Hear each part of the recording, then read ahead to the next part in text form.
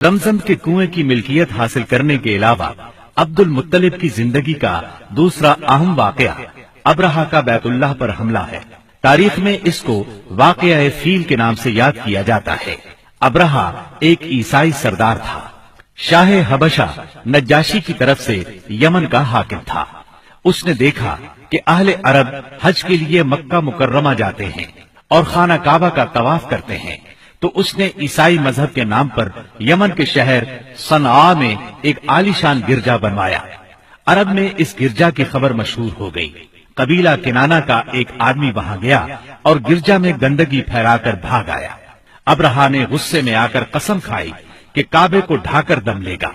चुनाचे वो एक लश्कर जर्रार लेकर मक्का मुकर्रमा की तरफ रवाना हुआ। रास्ते में अरब के जिस कबीले ने भी मुजाहमत की, अब्रहा ने उसे तहे देख कर डाला, यहाँ तक कि वो मक्का मुअज़्ज़मा के करीब पहुंच गया। वहां के लोगों को अपने इरादे से खबरदार करने के लिए उसने अहले मक्का के जानवर पकड़ लिए। इन जानवरों में अब्दुल मुत्तलिब के 200 ऊंट भी थे। अब्दुल मुत्तलिब को अब्राहा की चढ़ाई की खबर मिली तो वो खाना काबा की दीवारों से लिपट गए और रो पड़े। अल्लाह से अपने घर की हिफाजत की दुआ की। कुरैश के चंद सरदारों को लेकर अब्राहा से मिलने के लिए गए और उससे अपने ऊंटों की वापसी का मुतालबा किया।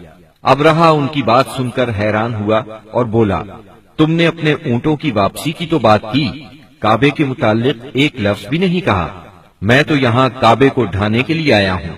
अब्दुल मुत्तलिब ने जवाब दिया, ऊंट मेरी मिल्कियत है, इसलिए उनकी रिहाई के लिए चला आया।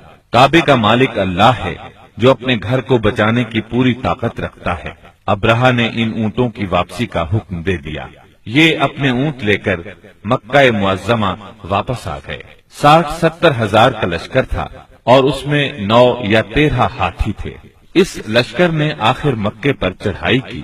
लश्कर मक्के के नजदीक पहुंचा तो महमूद नामी हाथी ने मक्के में दाखिल होने से इनकार कर दिया और वहीं बैठ गया। ऐसे में अचानक बाहर कुलजुम की तरफ से परिंदों का टिड्डी दल नजर आया।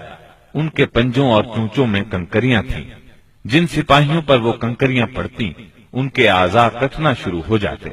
इन कंकरियों के गिरने से अब्रहा की फौज और हाथियों का जो हश्र हुआ, वो बिलाशुबा तारीख आलम का एक निहायत हैरतनाक बाब है।